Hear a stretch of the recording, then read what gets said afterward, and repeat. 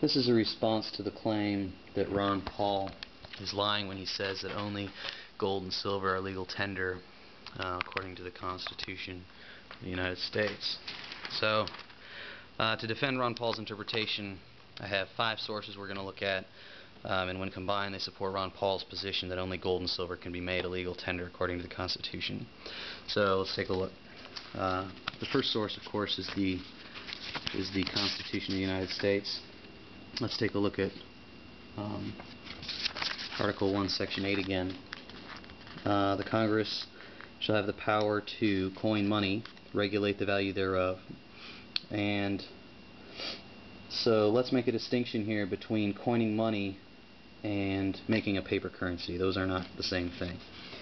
So my second source would be right underneath that, to provide for the punishment of counterfeiting the securities and current coin of the United States. So let's also distinguish between current coin and securities. A security would be something that is backed by an asset. So if you made a deposit at a bank, for example, and I looked online here for an example of that, and found this is a 1772 book, something a little bit before the Constitutional Convention. This guy's describing there's a place in Amsterdam where people will buy and sell bank credits in exchange for current coin. So current coin is distinguished from securities here. Bank credit would be you make a deposit of some kind of coin or asset to the bank, and they write you up a credit. That would be a security. So those are two different things. Those changers are making money on the difference between the securities and the coin. Obviously the coin would have some kind of value there. So number 3, let's look at the 10th Amendment,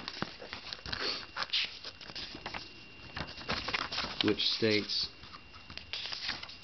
that the powers not delegated to the United States by the Constitution are reserved to the states respectively, or to the people. So if it's not explicitly granted to the federal central government, then it's denied. And I don't find anywhere on here in the Constitution where the power to make a legal tender is granted. So let's go back. Here's my 4th section to look at. Let's go back to Article 1, Section 10, where the states are denied some powers. The states are granted the power to make something a legal tender in the payment of debts. So if the federal government can't, and only gold and silver are allowed. So why would the federal government coin money and then not allow the states to make it a tender in payment of debts? And my 5th point, 5th place to look would be in the notes on the Federal Convention as reported by James Madison. A draft of the Constitution from the Committee of Details was proposed, and in that draft there we see that the legislature is granted the power to coin money and to borrow money and emit bills on the credit of the United States. And this little clause right here is attacked. In fact, a motion is made by Governor Morris to strike out the words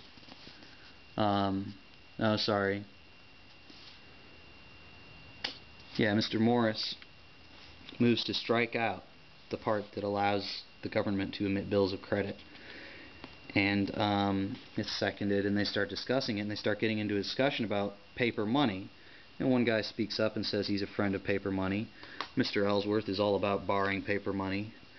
Mr. Randolph, he hates paper money but wouldn't necessarily want to get rid of it. They keep discussing it, and comes to a vote. Well, 9-2, they voted to get rid of paper money. They did not want to allow bills of credit to be emitted. And actually, the vote from Virginia, as you can see, has a little asterisk there.